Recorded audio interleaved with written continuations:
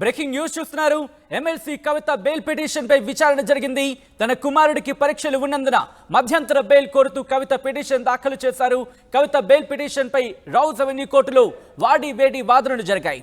కవిత తరపున అభిషేక్ మను సింఘ్వి, ఈడీ తరపున అదనపు ఏఎస్జీ ఎస్వి రాజు వాదనను వినిపించారు. ఎమ్మెల్సీ కవితకు బెయిల్ ఇవ్వద్దంటుంది ఈడీ. బెయిల్ ఇస్తే సాక్షులను ప్రభావితం చేస్తారని వాదనను వినిపించింది. ఏప్రిల్ 9 వరకు కవితకు జ్యుడిషియల్ కస్టడీ ఇచ్చినట్టుగా తెలుస్తోంది. దానికి సంబంధించిన బ్రేకింగ్ న్యూస్ చూస్తున్నారు. చాలా ఇంట్రెస్టింగ్ గా జరిగిందని చెప్పుకోవాలి. ఎందుకంటే వాడి వేడి వాదనలు జరిగాయి. ముఖ్యంగా విచారణలో కవిత ఎక్కడ మాకు సహకరించలేదు అనేది ఈడీ వాదన. ఈ నేపథ్యంలో కవితకు ఇన్ఫాక్ట్ బెయిల్ ఇస్తే కనుక సాక్షులను ప్రభావితం చేసే అవకాశం ఉంటుందంటూ కూడా ఇక్కడ వాదనను వినిపించింది ఈడీ. ఈ నేపథ్యంలో బెయిల్ కి సంబంధించి విచారణ చాలా వాడివేడిగా జరిగింది. తన కుమారుడికి పరీక్షలు ఉన్నందున మధ్యంతర బెయిల్ కోరుతూ పిటిషన్ దాఖలు చేశారు కవిత బెయిల్ పిటిషన్ పై రౌజ్ అవెన్యూ కోర్టులో వాడి వేడి వాదనలు జరిగాయి. కవిత తరపున అభిషేక్ మను సింఘ్వి, అలాగే ఈడీ తరపున అదనపు ఏఎస్జీ ఎస్వి రాజు వాదనను వినిపించారు. ఎమ్మెల్సీ కవితకు బెయిల్ ఇవ్వద్దంటోంది ఈడీ. బెయిల్ ఇస్తే సాక్షులను ప్రభావితం చేస్తారంటూ కూడా వాదన వినిపించింది.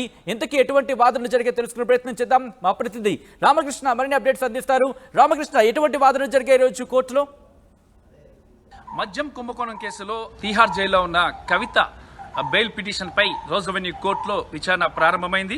అభిషేక్ మను సింఘ్వి కవిత తరపున వాదనలు వినిపిస్తున్నారు. ఎన్ఫోర్స్మెంట్ డైరెక్టరేట్ తరపున ఇక ఎస్వి రాజు అడిషనల్ సొలిసిటర్ జనరల్ వాదనలు వినిపిస్తున్నారు.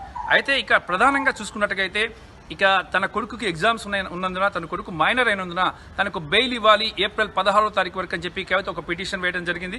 అలాగే మధ్యంతర బెయిల్తో పాటు రెగ్యులర్ బెయిల్ కూడా వేయాలి, తన అరెస్టు అక్రమం అంటూ ఇంకో పిటిషన్ కూడా వేయడం జరిగింది. ఈ రెండు పిటిషన్ల మీద ఈరోజు రోజ్ అవెన్యూ కోర్టులో విచారణ జరుగుతుంది. మరి Rose Avenue court judge Kaveri Baweja Kavitha bail petition పై విచారణ జరుపుతున్నారు.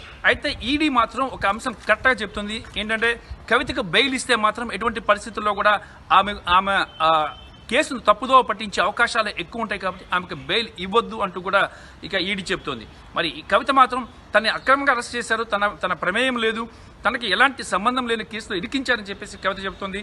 మరి ఈ నేపథ్యంలో చాలా వేడి వాదనలు జరుగుతున్నాయి. మరి కవితకు బెయిల్ ఇస్తారా ఇవ్వరా, ఇవ్వకపోతే పరిస్థితి ఏంటి అనేది కూడా చర్చనీయాంశంగా మారింది. ఈ నెల 9వ తారీఖు వరకు కూడా కవిత జ్యుడిషియల్ రిమాండ్లో ఉన్నారు. మరి ఇప్పుడు మధ్యంతర బెయిల్కి అప్లై చేశారు, రెగ్యులర్ బెయిల్కి అప్లై చేశారు.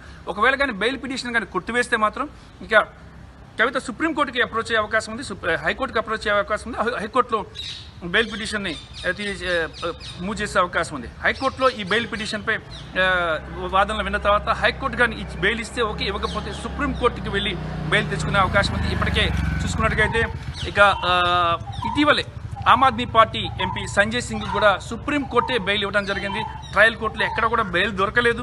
మరి ఈ నేపథ్యంలో కవితకు బెయిల్ దొరుకుతుందా లేదా అనేది కూడా చర్చనీయాంశంగా మారింది. తీహార్ జైల్లో కవిత అలాగే అరవింద్ కేజ్రీవాల్ ఇద్దరు కూడా ఉన్నారు. మరి అరవింద్ కేజ్రీవాల్ బెయిల్ విషయంలో కూడా ఒక షాక్ తగిలింది అరవింద్ కేజ్రీవాల్కి ఇదే కోర్టులో, హైకోర్టులో. మరి ఈ రోజ్ అవెన్యూ కోర్టు కవితకు అనుకూలంగా బెయిల్ ఇస్తుందా, మరి లేదంటే ఈడీ వాదనల్ని సమర్థిస్తూ బెయిల్ను నిరాకరిస్తుందా అనేది కూడా వేచి చూడాల్సిందే. రామకృష్ణ, RTV, న్యూఢిల్లీ.